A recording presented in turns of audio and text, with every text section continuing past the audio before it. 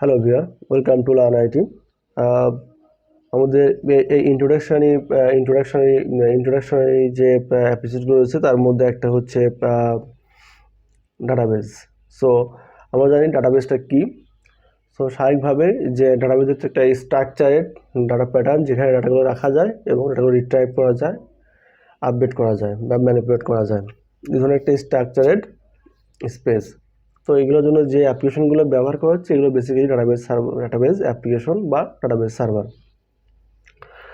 So এই database সার্ভারগুলো আসলে depend করতেছে ওই সেমভাবে আপনার operating system, business, programming language, data performance, tuning, volume, handling, তারপরে structure data, non structure data, এই ধরনের বিজনেসগুলোর উপর বেস করে কিন্তু ডাটাবেসগুলো কাজ করে।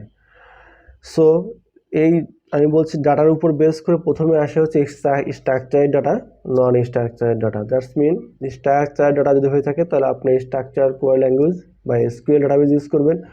যদি নন স্ট্রাকচার ডাটা হয়ে থাকে তাহলে আপনি নো এসকিউএল যে ডাটাবেসগুলো আছে সেগুলো আপনি ইউজ করতে পারেন। তাহলে প্রথমে গেল আপনার ভাগাভাগি একটা।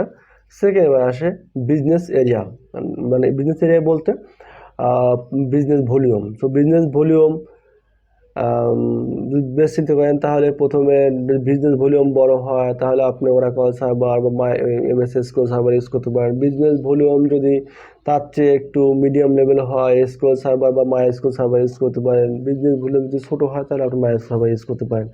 তো এই যে বললাম যেটা classification, area of operation, performance tuning, system availability, সিস্টেমের ভলিউম, ক্যাপাসিটি, সব কিছুর উপর বেস করে কিন্তু আপনাকে চিন্তা করতে হবে। ডাটা সিকিউরিটি, ব্যাকআপ পলিসি, অনেকগুলো বিষয় আছে যে আসলে আপনি যদি একটা ই-কমার্স সাইট ডেভেলপমেন্ট করতে চান তার জন্য কিন্তু আপনাকে আসলে বিজনেস ভলিউম যদি পার ডে যদি 1000 ভাউচার এন্ট্রি হয় আপনার কিন্তু ওরাকলের প্রয়োজন নেই, আপনি MySQL দিয়েই যেভাবে করতে পারবেন বা আপনি MS SQL সার্ভার ইউজ করতে পারেন। সিমিলারলি আপনার যদি এখন বিজনেস ভলিউম ব্যাংকিং সলিউশন হয় তো সেক্ষেত্রে আপনার জন্য বেস্ট হয় SQL server, MS SQL server, অথবা আপনাকে ওরাকলে শিফট করা। সো এই ধরনের যে বিজনেস ভলিউম আছে তবে তার চেয়ে যদি বড় হয়ে থাকে তাহলে আপনাকে বিগ ডাটা ইউজ করতে হবে, DB2 এই ধরনের ডাটাবেস রয়েছে সেগুলো ডাটা।